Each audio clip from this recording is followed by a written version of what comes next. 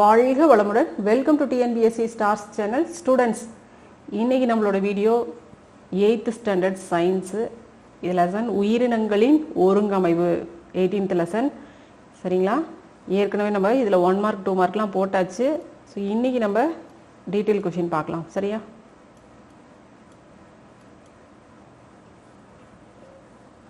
First question பாருங்க. Prokaryotic செல் வரையறு.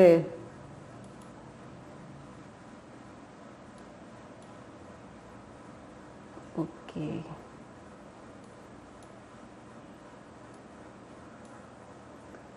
தெளிவான உட்கரு மற்றும் சவ்வினால் சூழப்பட்டுள்ள செல் நுண்ணுறுப்புகளற்ற ஒரு செல் நுண்ணுயிரிகள் புரோகேரியாட்டிக் செல் எனப்படும். இது எடுத்துக்காட்டு பாக்டீரியா. சரியா?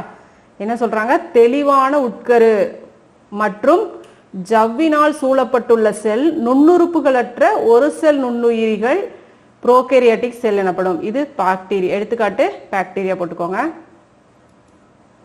அடுத்தது, காற்றுள்ள மற்றும் காற்றில்லா சுவாசத்திற்கு இடையே உள்ள வேறுபாடுகளை அட்டவணைப்படுத்துக. காற்றுள்ள மற்றும் காற்றில்லா சுவாசத்திற்கு வேறுபாடுகள் பாருங்க. காற்றுள்ள சுவாசம், காற்றில்லா சுவாசம். காற்றுள்ள சுவாசம் ஆக்சிஜன் உள்ள சூழலில் நடைபெறுகிறது, காற்றுள்ளது. காற்றில்லாதது ஆக்சிஜன் இல்லாத சூழலில் நடைபெறுகிறது. காற்றுள்ள சுவாசம் CO2 மற்றும் நீர் ஆகியவை விளைபொருள்களாக கிடைக்கின்றன காற்றுள்ள சுவாசத்துல. இதுல காற்றில்லா சுவாசத்துல CO2 மற்றும் எத்தனால் அல்லது லாக்டிக் அமிலம் விளைபொருள்களாக கிடைக்கிறது. காற்றில்லாததுல எது? CO2, எத்தனால் அல்லது லாக்டிக் அமிலம், இது இங்க விளைபொருளாக கிடைக்கிறது. காற்றுள்ள சுவாசத்துல அனைத்து உயர்நிலை தாவரங்கள் மற்றும் விலங்குகளில் நடைபெறுகிறது இந்த காற்றுள்ள சுவாசம். சரியா?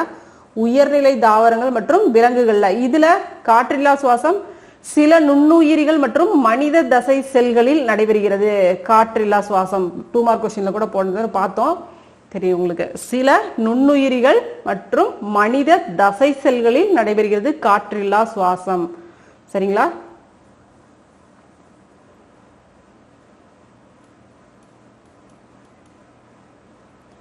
கண்ணை ஏன் புகைப்பட கருவியுடன் ஒப்பிடுகிறோம்? கண்ணை ஏன் புகைப்பட கருவியோட நம்ம ஒப்பிடுறோம் பாருங்க.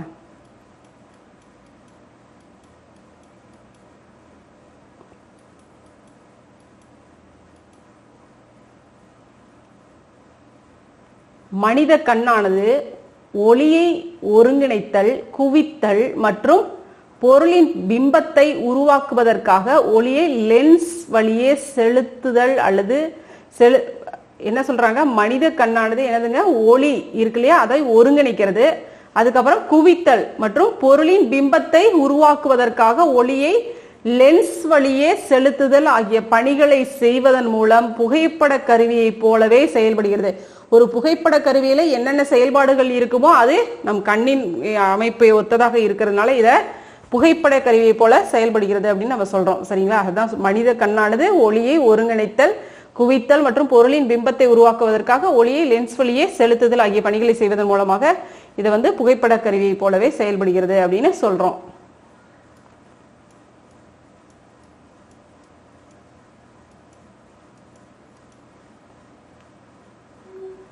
தன்னிலை காத்தலை ஒழுங்குபடுத்த உதவும் உறுப்புகள் மற்றும் உறுப்பு மண்டலங்கள் யாவை? என்ன கேட்கிறாங்க? உறுப்புகள் மற்றும் உறுப்பு மண்டலங்கள். தன்னிலை காத்தலை ஒழுங்குபடுத்த உதவும் உறுப்புகள் மற்றும் உறுப்பு மண்டலங்கள்.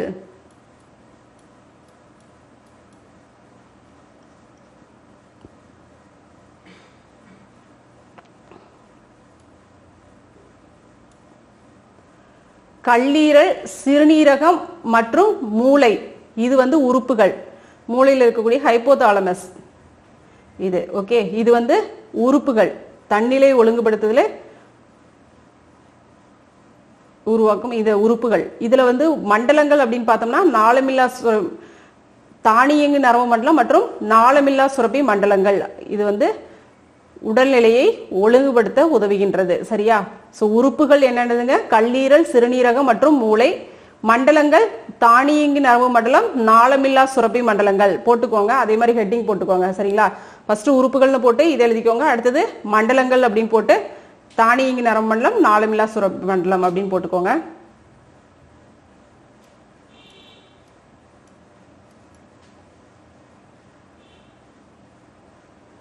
மனிதனின் மனித கண்ணின் உள்ளமைப்பின் படம் வரைந்து பாகங்களை குறி அப்படிங்கிறாங்க.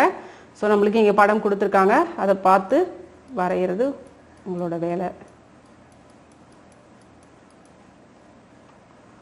ஓகே, ரொம்ப ஈஸி தான்.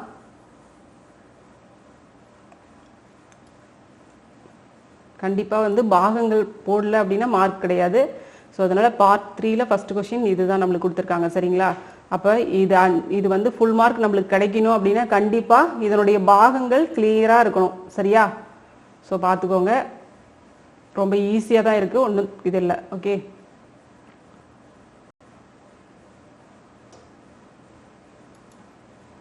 Very bad.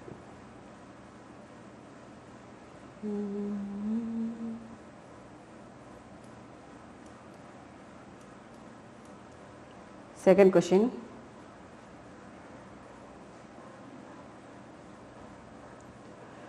சவ்வூடு பரவலை உதாரணத்துடன் விளக்குக.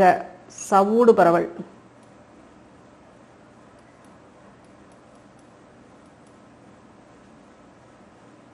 ஓகே, இது வரைக்கும். இதுக்கும் இந்த இதை கொடுத்துட்டீங்கன்னா இன்னும் கொஞ்சம் பெட்டராக இருக்கும். சரிங்களா? இது ஒன்றும் இல்லை, இப்படி இப்படியே போட்டு கீழே இதெல்லாம் போட்டிங்கன்னா மிகை செறிவு கரைசல், ஒத்த செறிவு கரைசல், குறை செறிவு கரைசல் அப்படின்னு போட்டிங்கன்னா வேலை முடிஞ்சிச்சு. இதை நீங்கள் இந்த இடத்துல போட்டிங்கன்னா இன்னும் பெட்டர். சரிங்களா? 3 வகைப்படுத்தலாம் அப்படின்னு சொல்லிட்டு இந்த இடத்துல போட்டிங்கனாலும் ஓகே, இதை போட்டுட்டு இல்லை கீழே இப்படி கொடுத்துட்டிங்கனாலும் ஓகே தான். சரியா? எப்படி உங்களுக்கு சௌரியமோ ஆனால் கொடுங்க, ஆனால் கொடுத்துருங்க கண்டிப்பாக. சரிங்களா? சவ்வூடு பரவல்.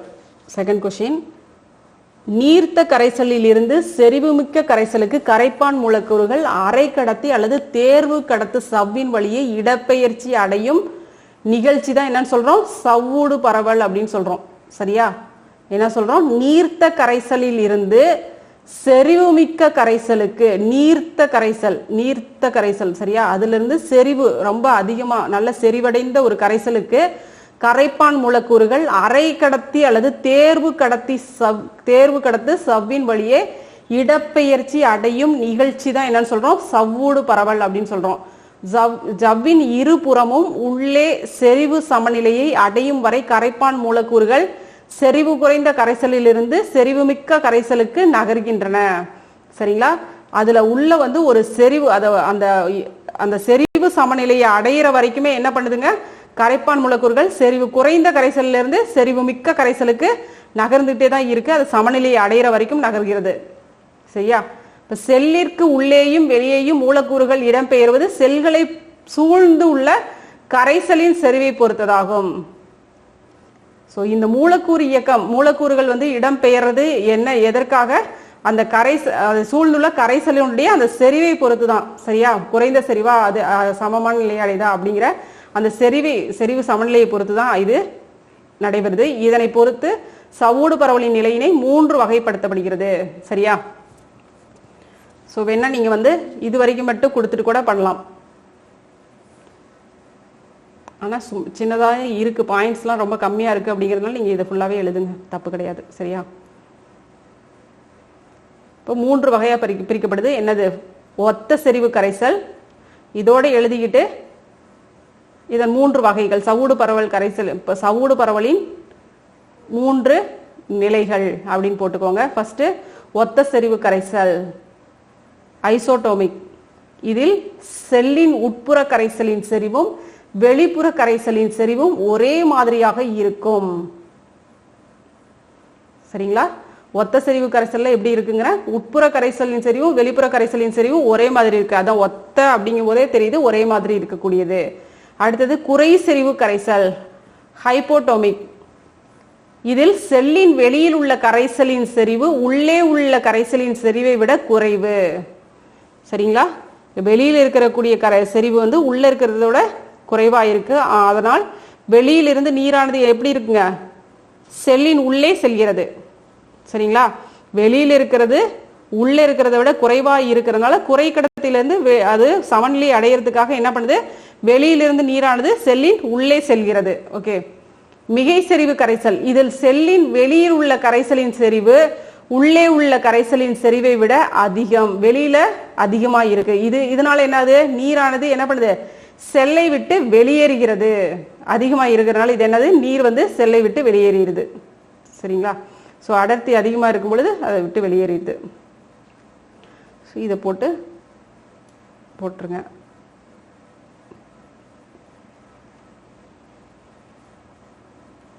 நெக்ஸ்ட் கொஸ்டின் பார்க்கலாம்.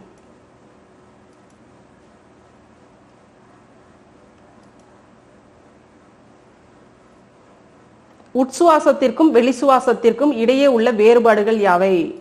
உள்ள உட்சுவாசம் வெளிசுவாசம் 2 மார்க்லயும் கேட்டாங்க. இப்போ எந்த அளவுக்கு இது இம்பார்ட்டன்ட் கொஸ்டின் பாருங்க, ரொம்ப முக்கியமான கொஸ்டின் தான். Okay, 3rd question.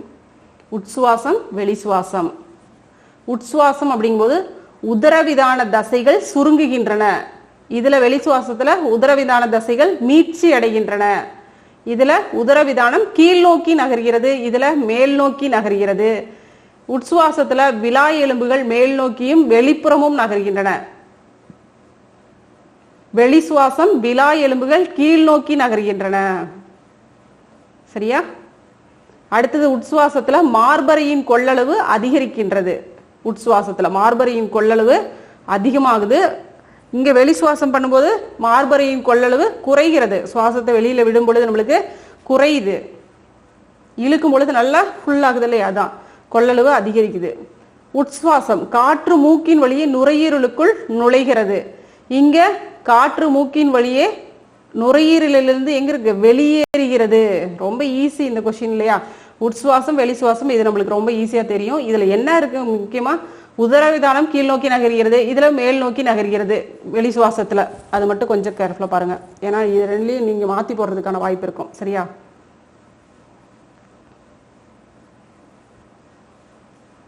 Okay, 4th question பார்க்கலாம்.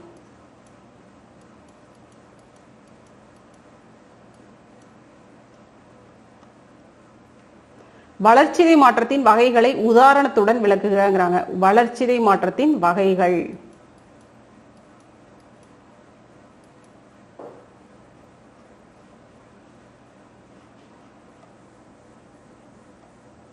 ஓகே, ஃபர்ஸ்ட் வளர்ச்சிதை மாற்றம்னா என்னன்னு போட்டுக்கோங்க. வளர்ச்சிதை மாற்றம் உயிரினங்கள் தொடர்ந்து வாழ்வதற்கு தேவையான அனைத்து வேதிவினைகளின் தொகுப்பே வளர்ச்சிதை மாற்றம் எனப்படும். சரிங்களா? என்னதுங்க, உயிரினங்கள் தொடர்ந்து வாழ்வதற்கு தேவையான அனைத்து வேதி வினைகளின் தொகுப்பு தான் வளர்ச்சிதை மாற்றம். இதன் வகைகள் என்ன? வளர் மாற்றம், சிதை மாற்றம். வளர் மாற்றம், சிதை மாற்றம் இதன் வகைகள். வகைகள்னு போட்டுக்கோங்க. வளர் மாற்றம், சிதை மாற்றம் அப்படின்னு மட்டும் போட்டுக்கோங்க. அதுக்கப்புறம் நம்ம இது எழுதிக்கலாம், இது எழுத தேவையில்லை. சரியா? வளர் மாற்றம். வளர் மாற்றம் என்பது உருவாக்குதல் மற்றும் சேமித்தலை குறிக்கிறது. இது புதிய செல்களின் வளர்ச்சி, உடல் திசுக்களை பராமரித்தல் மற்றும் எதிர்கால தேவைக்காக ஆற்றலை சேமித்தல் ஆகியவற்றிற்கு காரணமாகின்றது. என்ன சொல்றாங்க? வளர் மாற்றம் அப்படிங்கிறது உருவாக்குதல் மற்றும் சேமித்தலை குறிக்கிறது. சரியா? உருவாக்குறது சேமிக்கிறதுன்னா இது குறிப்பிட்டு சொல்லுது. இது புதிய செல்களின் வளர்ச்சி, உடல் திசுக்களை பராமரித்தல், புதிய செல்கள் வளர்ச்சி, அப்புறம் உடல் இருக்கக்கூடிய திசுக்களை பராமரிக்கிறது மற்றும் எதிர்கால தேவைக்காக ஆற்றலை சேமித்தல், இதுக்கு காரணமாக இருக்கிறது இந்த வளர் மாற்றம் அப்படிங்கிறது. வளர் மாற்றத்தின் போது கார்போஹைட்ரேட், புரதம் மற்றும் கொழுப்பின் எளிய மூலக்கூறுகள் பெரிய சிக்கலான மூலக்கூறுகளாக மாற்றப்படுகின்றது. ஸோ இந்த மாற்றத்தின் போது, வளர் மாற்றத்தின் போது என்ன நிகழ்வு நடக்குது? கார்போஹைட்ரேட், புரதம் மற்றும் கொழுப்பின் எளிய மூலக்கூறுகள் பெரிய சிக்கலான மூலக்கூறுகளாக இங்க மாற்றப்படுகிறது. எடுத்துக்காட்டா என்ன சொல்லப்படுது? குளுக்கோஸ். குளுக்கோஸ் வந்து கிளைகோஜன் மற்றும் பிற சர்க்கரைகளாக மாற்றப்படுது. அமினோ அமிலங்கள் நொதிகள் மற்றும் ஹார்மோன்கள் புரதங்கள் இதா மாறுது. கொழுப்பு அமிலங்கள் கொழுப்பு மற்றும் பிற ஸ்ட்ராய்டுகளா மாறுது.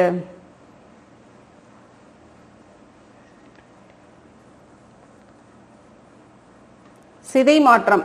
சிதை மாற்றம் என்பது செல்லின் செயல்பாடுகளுக்கு தேவையான ஆற்றலை உருவாக்கும் நிகழ்ச்சி. சிதை மாற்றங்கிறது செல்லின் செயல்பாடுகளுக்கு தேவையான ஆற்றல். ஒரு செல்லு செயல்படுது அப்படின்னா அதுக்கு தேவையான ஆற்றலை உருவாக்கக்கூடிய நிகழ்ச்சி தான் சிதை மாற்றம்.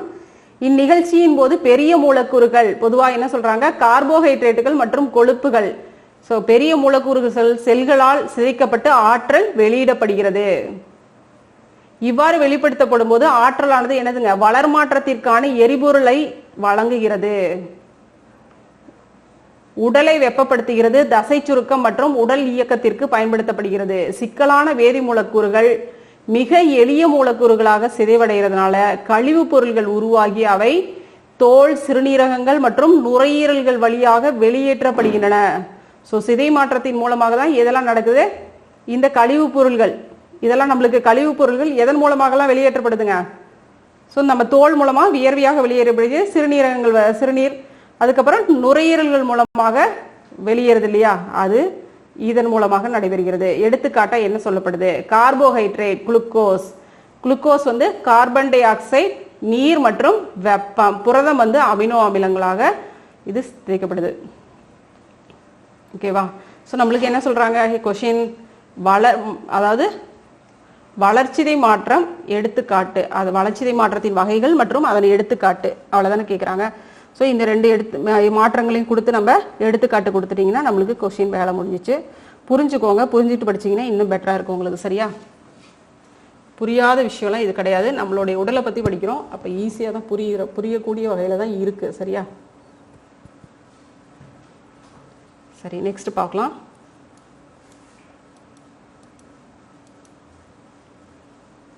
சுவாச செயலியில் நிகழ்வுகளை விளக்குக. சுவாச செயலி இருக்குல்லையே, அதனுடைய நிகழ்வுகளை விளக்குக அப்படிங்கிறாங்க.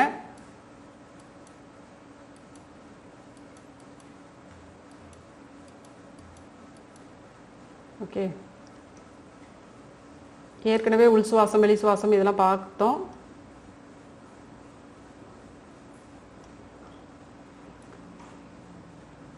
இதன் நிகழ்வுகள் பார்க்கலாம்.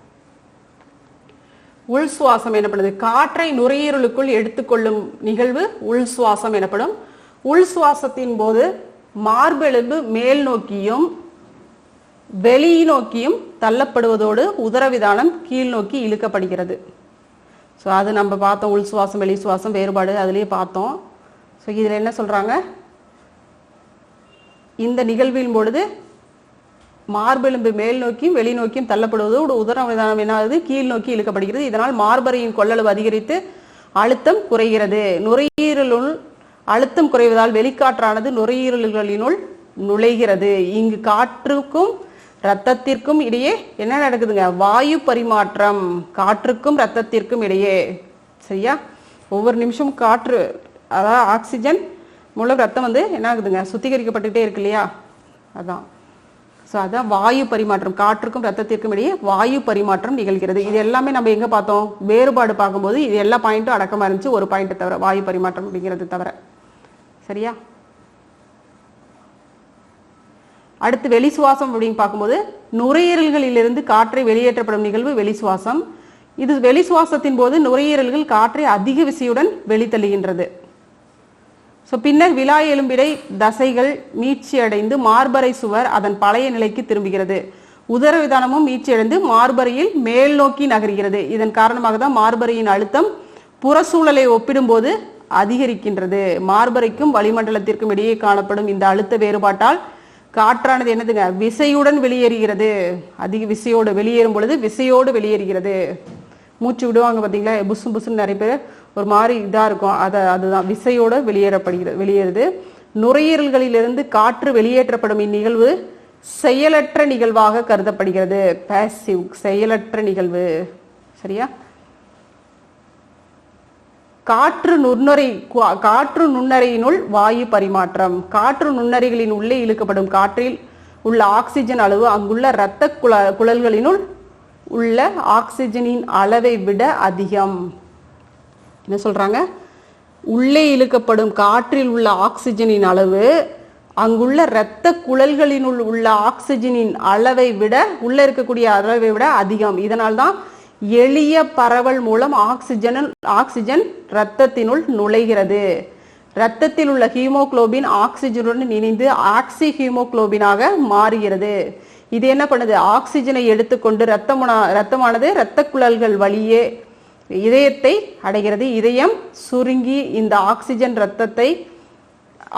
உள்ள ரத்தத்தை என்ன பண்ணுதுங்க, உடலின் அனைத்து திசுக்களுக்கும் அனுப்புகிறது. திசுக்கள் வெளியேற்றும் கார்பன் டை ஆக்சைடு ரத்தத்தின் வழியே காற்று நுண்ணுயிரிகளுக்குள் எடுத்து வரப்படுகிறது.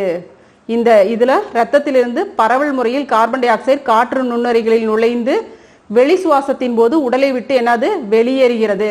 சரிங்களா? அதான் மூச்சு இழுக்கிற அந்த டியூரேஷனை விட வெளியில விடுற டியூரேஷன் வந்து ரொம்ப அதிகமா இருக்கணும். சரிங்களா? ஸோ ஒரு செகண்ட் இழுக்கிறோம் அப்படின்னா 2 செகண்ட் வெளியில விடணும். சரியா? அதெல்லாம் உங்களுக்கு சொல்லியிருப்பாங்க. அதுதான் வெளியில விடுறது அதிகமா இருக்கணும். அப்பதான் நம்மளுடைய அந்த கெட்ட இதெல்லாமே வெளியேறும் அப்படிங்கிறதுக்காக. ஸோ இது ஃபுல்லாக தான் எழுதணும். இந்த கொஸ்டின் பார்க்கறதுக்கு உங்களுக்கு கொஞ்சம் பெரிய கொஸ்டினாக தான் இருக்கும். ஸோ பார்த்து கொஞ்சம் படிச்சுக்கோங்க. ஏன்னா என்ன சொல்லிட்டாங்க, நம்மளுக்கு வந்து சுவாச செயலியல் அப்படின்னு சொல்லிட்டு விளக்கமாக எழுதுங்க அப்படின்னு சொல்லிட்டாங்க. சரி, வழியே இல்லை, இவ்வளோ பாயிண்ட்ஸ் நம்மளுக்கு கொடுத்துருக்காங்க, 3 பாயிண்ட்ஸ் நம்ம எழுதி தான் ஆகணும். இதில் எதை விடுறது என்ன பண்ணுறது, ஏன்னா அது அதனுடைய செயல்பாடுகள் என்ன அப்படின்னு சொல்கிறாங்க. அப்போ இதனுடைய செயல்பாடுகள் சுவாச செயலி இதில் இருக்கக்கூடிய செயல்பாடுகள் இதெல்லாம் இருக்குது. சரியா? உட்சுவாசம் வெளிசுவாசம் அப்படின்னு மட்டும் எழுதணும்னா போதாது. ஏன்னா காற்று நுண்ணுரையில் வாயு பரிமாற்றம் எப்படி இருக்குது அப்படிங்கிறதையும் நம்ம எழுதி தானே ஆகணும். சரியா? ஸோ இது பார்த்துக்கோங்க. இல்லை உங்கள் ஸ்கூலில் என்ன இது மட்டும் கொடுங்க அப்படின்னா அதை மட்டும் கொடுத்துருங்க, பார்த்துக்கோங்க.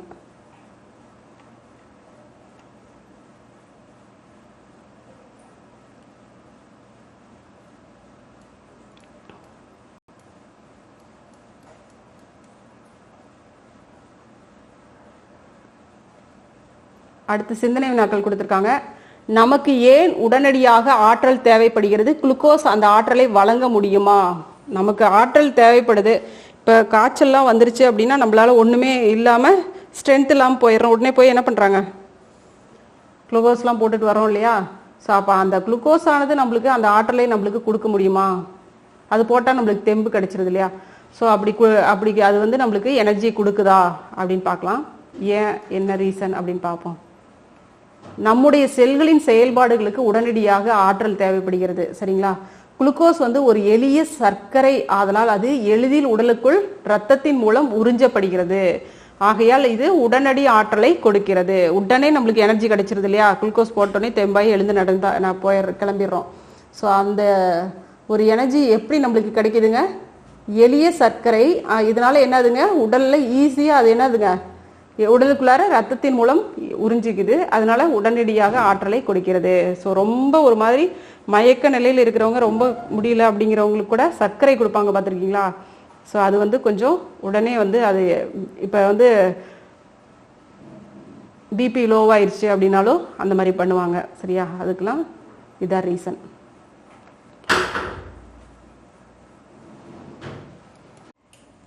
நெக்ஸ்ட் கொஸ்டின், ஊறுகாய் எவ்வாறு தயாரிக்கப்படுகிறது? எந்தெந்த நிகழ்வுகள் நடைபெறுகின்றன?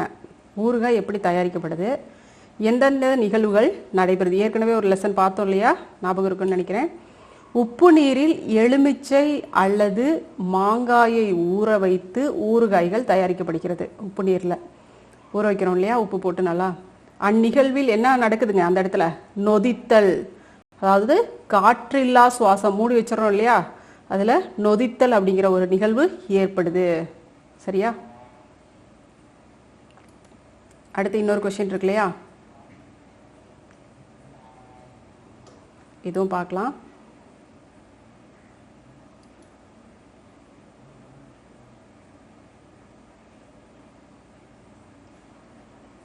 மருத்துவர் உஷா என்பவர் நுரையீரல் நிபுணர். ஒரு நாள் அர்ஜுன் என்ற மாணவன் வந்து சந்திக்கிறாங்க. அவனுக்கு வந்து நுரையீரலில் தொற்று இருக்கு. அதை பரிசோதித்த பின்னாடி அவனை வந்து என்ன பண்ணுறாங்க, தினமும் விளையாட்டு திடலுக்கு சென்று நீ கால்பந்து இல்லைனா கூடைப்பந்து விளையாடு அப்படின்னு சொல்லி அறிவுரை சொல்கிறாங்க. மேலும் என்ன சொல்கிறாங்க, தினமும் காலையில் மூச்சு பயிற்சி செய்யுமாறு அறிவுரை வழங்குறாங்க. இப்போ மருத்துவர் ஏன் அந்த மாணவனை தினமும் விளையாட்டு மைதானத்திற்கு செல்ல அறிவுரை வழங்கினாங்க? என்ன காரணம் அப்படின்னு பார்த்தோம்னா, விளையாடும் போது அர்ஜுனுக்கு ஆழ்ந்த சுவாசம் கிடைக்கிறது. ஸோ ஓடி ஆடி விளையாடும் பொழுது ஆழ்ந்த சுவாசம் கிடைக்கிறது. அதனால போதுமான அளவு ஆக்சிஜன் அவனுக்கு கிடைக்கிறது. இது அர்ஜுனுக்கு ஏற்பட்ட நுரையீரல் நோயை சரி செய்ய இது உதவுது. சரிங்களா?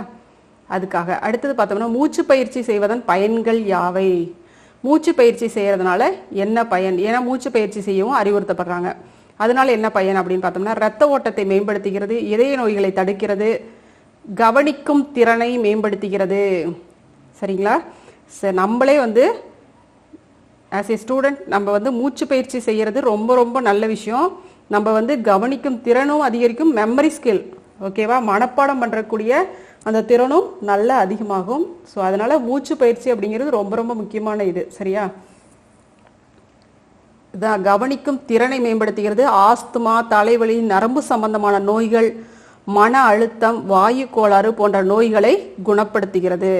ஸோ மூச்சு பயிற்சி எப்படி செய்யணும் அப்படின்னு உங்களுக்கு ஏதாவது வேணும், லிங்க் வேணும் அப்படின்னா நம்மளும் வீடியோ பண்ணியிருக்கோம். அதில் நீங்கள் வேணும்னா சொல்லுங்கள், டிஸ்கிரிப்ஷனில் நான் உங்களுக்கு லிங்க் கொடுக்குறேன். சரியா,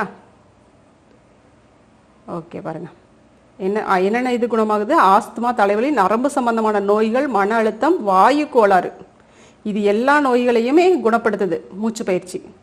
ஓகே, ரொம்ப ரொம்ப நல்ல விஷயம்.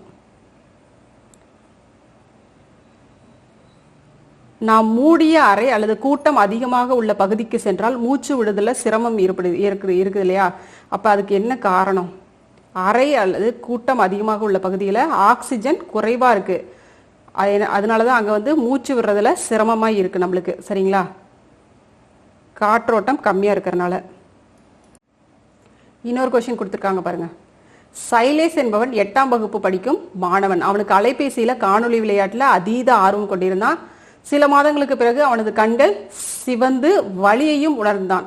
சரிங்களா, என்னது கேம் விளையாடுறீங்க இல்லையா, அதுதான். அவனது அறிவியல் ஆசிரியர் அதற்கான காரணங்களை கேட்டறிந்து அவனது பெற்றோரை அழைத்து கண் மருத்துவரிடம் சென்று ஆலோசனை பெறுமாறு கூறியிருக்காங்க.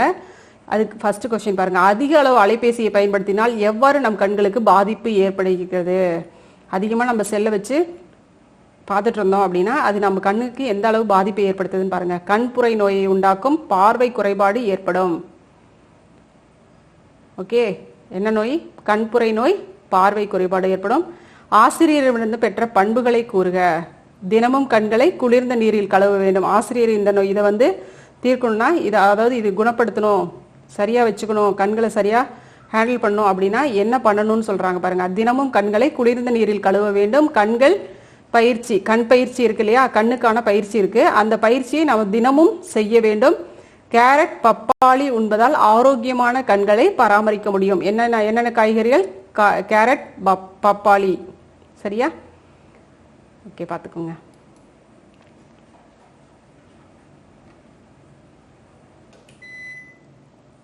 ஓகே, அவ்வளோதான் நம்மளுக்கு கொஷின். ஓகேம்மா, தேங்க்யூ.